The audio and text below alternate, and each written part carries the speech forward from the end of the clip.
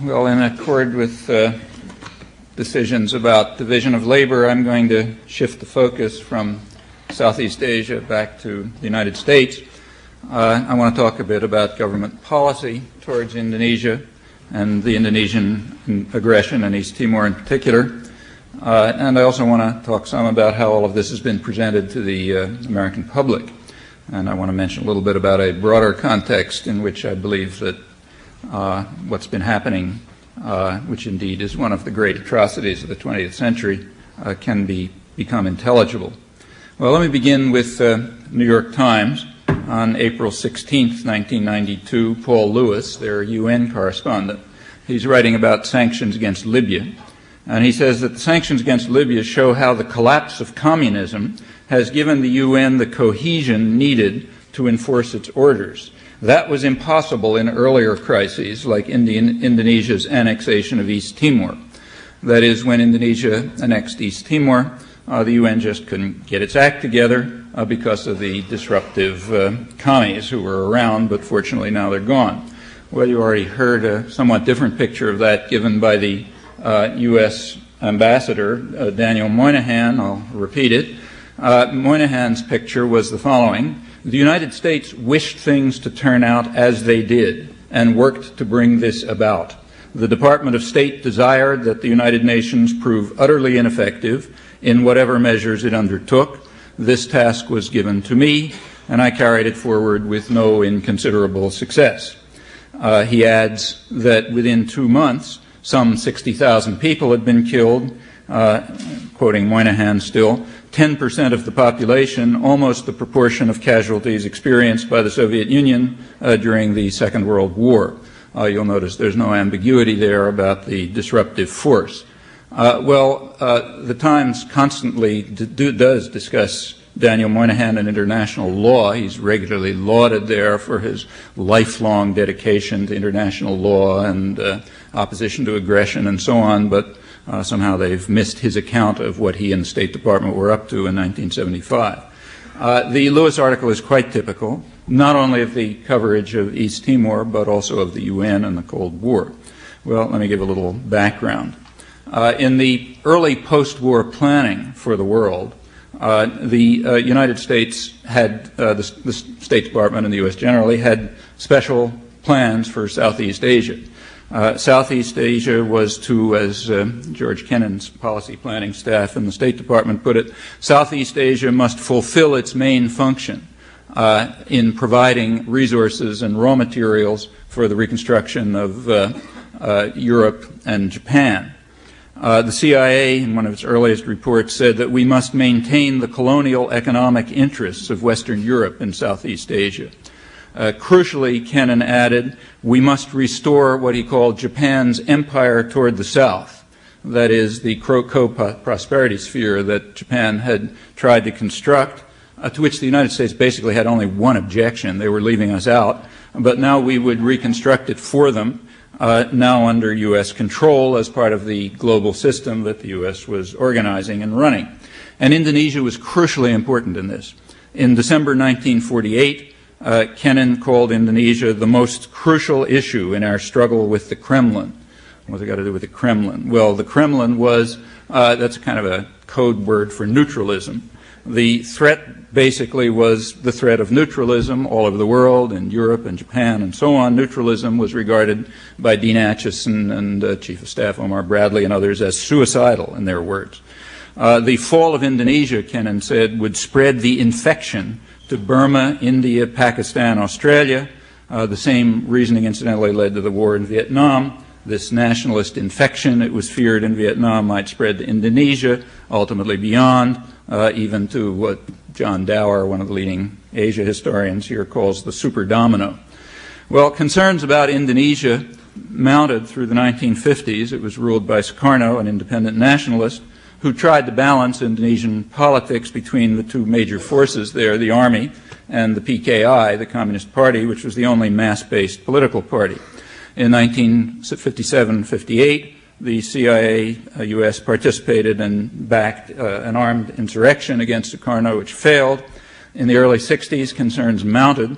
Guy Pawker, a government scholar and a study published by Princeton University, urged his contacts in the Indonesian military, I'm quoting, to take full responsibility for their country, strike, sweep their house clean. Another leading foreign policy analyst, Professor William Kintner of University of Pennsylvania, warned that if the PKI is able to maintain its legal existence and Soviet influence continues to grow, the same code word, it is possible that Indonesia may be the first Southeast Asia country to be taken over by a popularly based, legally elected communist government.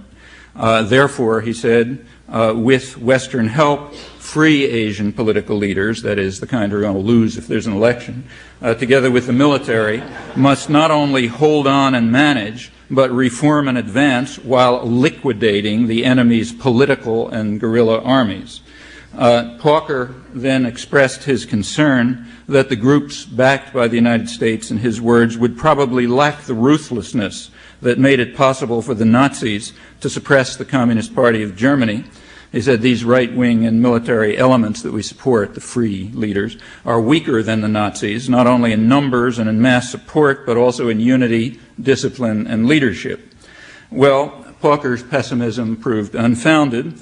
In October 1965, the pro-American General Suharto took charge, and he launched a bloodbath of which the Nazis would have been proud.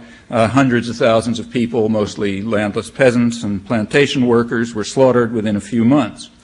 The public Western reaction to this orgy of bloodshed was relief and pride. The Deputy Undersecretary of State, Alexis Johnson, celebrated what he called the reversal of the communist tide in the great country of Indonesia, an event which he said will probably rank, along with the Vietnamese War, as perhaps the most historic turning point of Asia in this decade. That was in October 1966 when the full toll was known.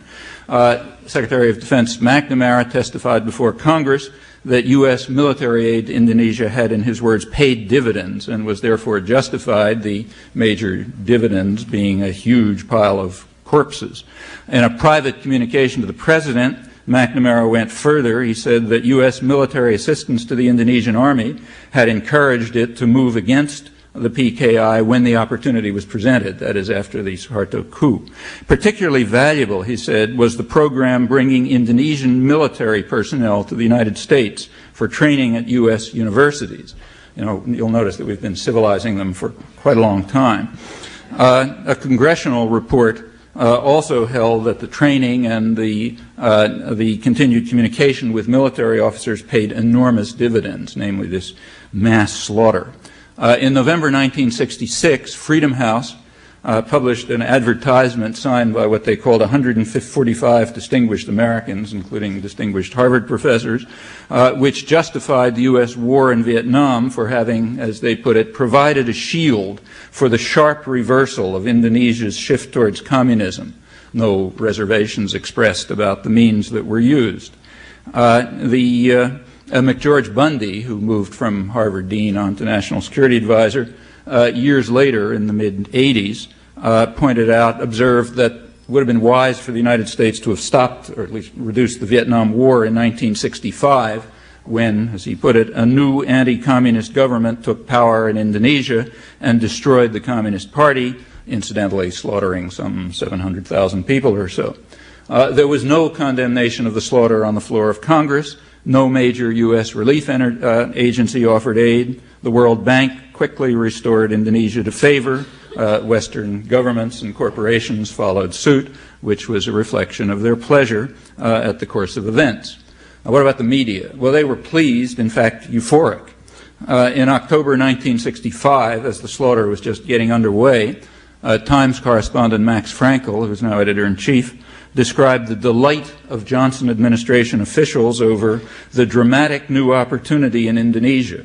The military showed power, so Indonesia can now be saved what had appeared to be an inevitable drift towards a peaceful takeover from within.